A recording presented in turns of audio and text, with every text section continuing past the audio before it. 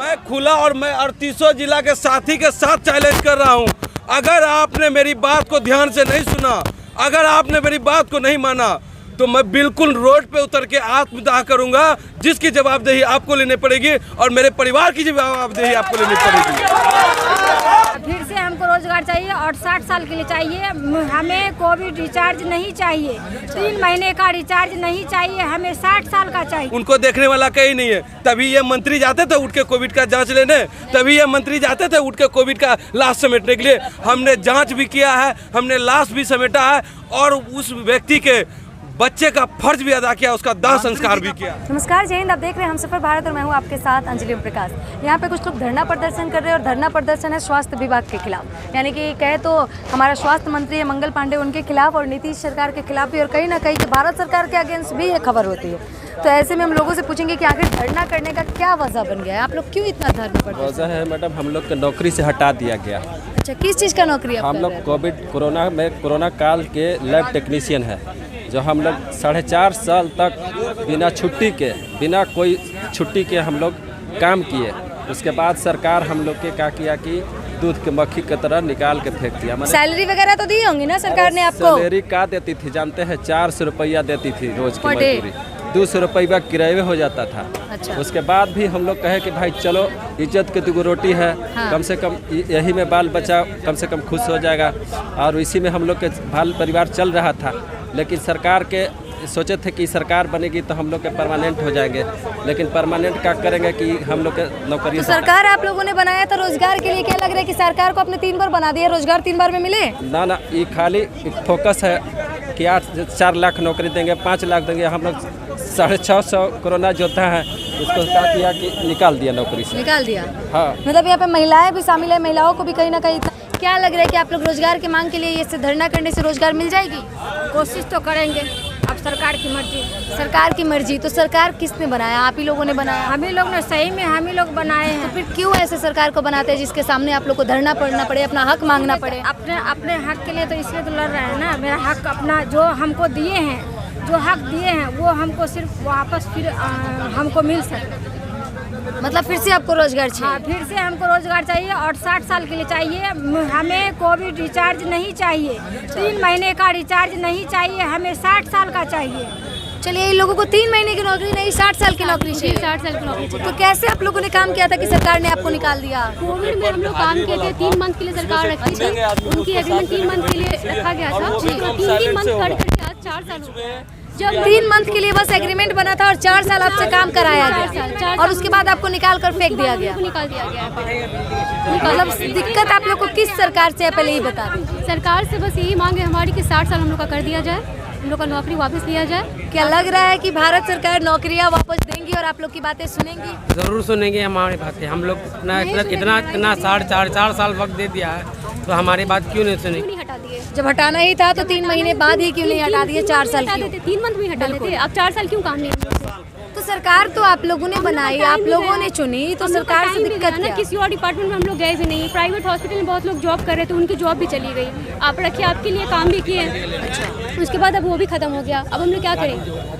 अब तो हम लोग बेरोजगार हो गए ना। आप लोग बेरोजगार हो, मतलब कहीं के नहीं रहे, ना घर के ना घाट के? कहीं के नहीं। बहुत सारे लोग हैं जिनका कहीं नहीं मिला। बहुत सारे लोग हैं जिनका आपकी तो एज भी खत्म हो गई ना। अब अगर यदि निकल भी करता है तो मेरा एज ही नहीं बचेगा जो हम आगे कर सके। अच्छा, मतलब सरकार के इस झूठे वादे की वजह से आप लोग की नौकरियों की एज भी चली? देखिए, ये इसकी बात तो खैर बहुतों साथी यहाँ हैं, जो आप भी देख रहे हैं, हम भी देख रहे हैं। लेकिन सबसे बड़ी मुद्दे की बात है कि हम लोगों ने विकट परिस्थिति में समाज का सेवा किया, विकट परिस्थिति में सरकार का साथ दिया। कोरोना एक ऐसी लहर थी जो भारत ही नहीं पूरे विश्व ने झेला है जी। और भारत में ही वैसे जगह है जहाँ कोरोना योद्धा को सम्मान देके उनको 60 साल के लिए रखा गया, और कुछ ऐसे राज्य हैं जहाँ की उनको हटाया जा रहा है, काम से रोका जा रहा है। हमने भी 4 साल बिताया, जनवरी में भी हमारे साथ ऐसी घटना हुई, आज फिर जून में, उस समय भी हम लोग यही सी जगह है, यहाँ से लेके मंत्री तक लड़ाई लड़े, तो फिर 6 महीने का एक्सटेंशन दिया गया। आज फिर हम लोगों को उसी रोड पे लाके खड़ा कर दिया गया।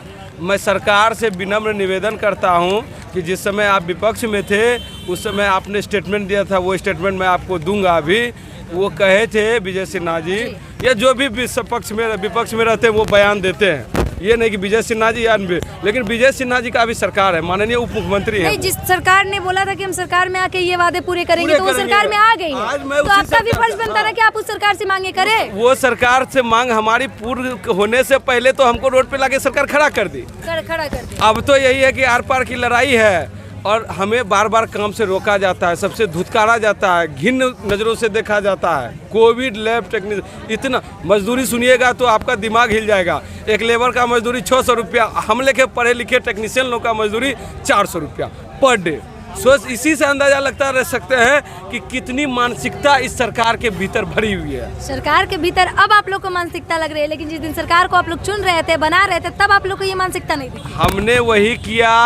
गलती तो सभी को है ना कि अगर इस सरकार आई है और आप लोग की मांगे पूरी नहीं कर रही है तो कहीं ना कहीं इसमें सबसे ज्यादा अगर गलती है तो इस देश की जनता की भी है। बिल्कुल जनता की गलती है, लेकिन वो गलती हम उनकी गलती नहीं कहेंगे क्योंकि हमने उनका सेवा किया। वो उनकी मर्जी है, वो मेरे लिए आवाज़ उठाए। अगर हमने बुरा परिस्थिति में उनका सेवा किया है तो उनका हक बनता है मेरे लिए आवाज़ उठाए, उनका हक बनता है कि मेरे लिए बोले। लेकिन मेरी लड़ाई सरकार से आर पार की है।